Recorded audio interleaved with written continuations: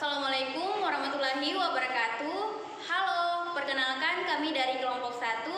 Pada kesempatan kali ini kami akan membahas mengenai kelompok sosial dan hubungan antar kelompok. Nah, kelompok sosial merupakan himpunan atau kesatuan-kesatuan manusia yang hidup bersama karena saling berhubungan di antara mereka secara timbal balik dan saling mempengaruhi. Kelompok sosial juga merupakan kumpulan manusia yang memiliki kesadaran akan keanggotaannya dan saling berinteraksi. Sedangkan hubungan antar kelompok merupakan hubungan sosial yang dijalin antara dua atau lebih kelompok masyarakat dengan ciri-ciri khusus yang menyertai kelompok. Hubungan antar kelompok melalui jalinan sosial yang telah dilakukan sebelumnya seperti perilaku, sikap, dan gerakan sosial. Untuk penjelasan lebih lanjut akan dijelaskan oleh 5 rekan saya. Mohon disimak baik-baik ya. Selanjutnya, konsep kelompok. Kelompok adalah kumpulan orang-orang yang merupakan kesatuan sosial yang mengadakan interaksi yang intensif dan mempunyai tujuan yang bersama. Kemudian, adapun klasifikasi kelompok, yaitu yang pertama, kelompok primer dan kelompok sekunder, di mana kelompok primer ditandai dengan adanya hubungan emosional, personal, akrab, dan menyentuh hati, seperti hubungan keluarga, hubungan teman dekat, dan lainnya. Kemudian kelompok sekunder yaitu hubungan yang ditandai dengan ketidakakraban satu dengan yang lainnya, seperti komunikasi massa, serikat-serikat kemasyarakatan. Kemudian yang kedua, in-group dan out-group, di mana in-group dikenal sebagai kelompok kita dan out-group dikenal dengan kelompok mereka. Kemudian yang ketiga, kelompok keanggotaan dan kelompok rujukan. Dan yang terakhir, kelompok deskriptif dan kelompok preskriptif, di mana kelompok deskriptif menunjukkan klasifikasi kelompok dengan melihat proses pembentukannya secara alamiah, dan kelompok preskriptif mengklasifikasikan kelompok menurut langkah-langkah rasional yang harus dikuasai oleh setiap kelompok untuk mencapai tujuan yang diinginkan.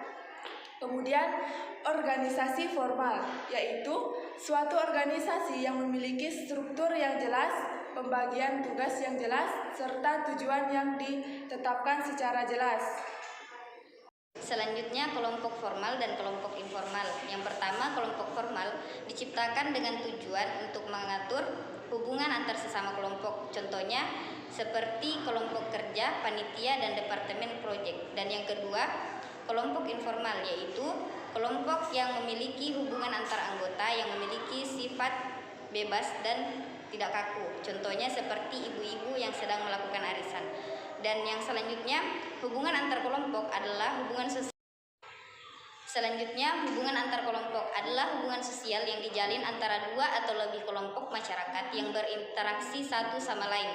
Kelompok ini saling berhubungan dan diklasifikasikan berdasarkan kriteria fisiologi dan kebudayaan. Dalam hubungan antar kelompok terdapat 6 dimensi. Yang pertama, dimensi sejarah, dan yang kedua, dimensi sikap, 3, dimensi gerakan sosial, yang keempat, dimensi perilaku, yang kelima, dimensi institusi, dan yang keenam, dimensi demografi. Selanjutnya, mayoritas dan minoritas. Mayoritas adalah kelompok yang jumlahnya lebih banyak dibandingkan kelompok lain, sedangkan minoritas adalah kelompok sosial yang tak menyusul mayoritas populasi total dari voting dominan secara politis dari suatu kelompok masyarakat tertentu. Selanjutnya, ras. Ras adalah kategori individu secara turun-temurun. Terdapat ciri-ciri fisik dan biologis tertentu yang khas. Selain itu, dilansir dari Ensiklopedia Britannica, ras adalah gagasan bahwa spesies manusia dibagi menjadi kelompok-kelompok berbeda atas dasar perbedaan fisik dan perilaku yang diwariskan. Selanjutnya, kelompok etnik. Kelompok etnis atau suku bangsa adalah suatu golongan atau kelompok manusia yang anggota-anggotanya mengidentifikasikan dirinya dengan sesamanya, biasanya berdasarkan garis keturunan yang dianggap sama. adalah prasangka yang didasarkan pada genre. Seksisme seringkali dituju pada wanita, sehingga yang dimaksud di sini adalah adanya penilaian negatif terhadap seseorang karena seseorang tersebut adalah wanita. Selanjutnya yaitu ageisme adalah sebuah bentuk prasangka buruk terhadap wanita.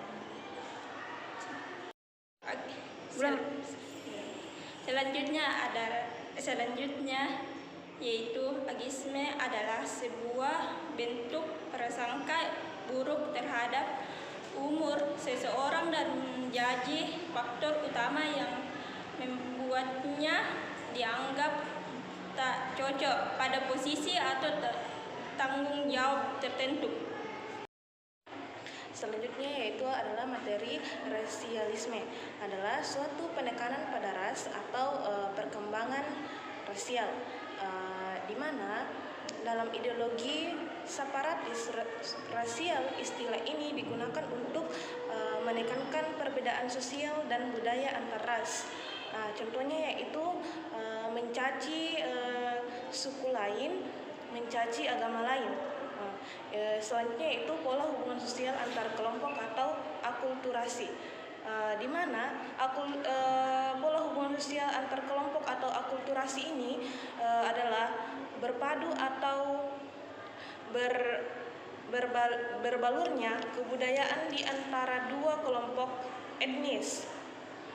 Akulturasi dapat tercipta meski di antara kelompok memiliki status sosial yang berbeda. Contohnya yaitu masyarakat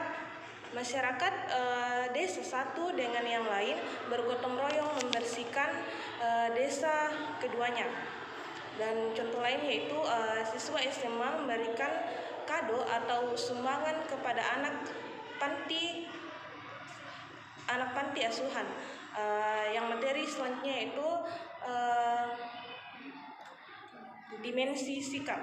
Dimensi sikap adalah mengkaji hubungan antar kelompok dari sikap setiap individu yang menjadi anggota kelompok sosial. Contohnya itu sebuah pandangan stereotip.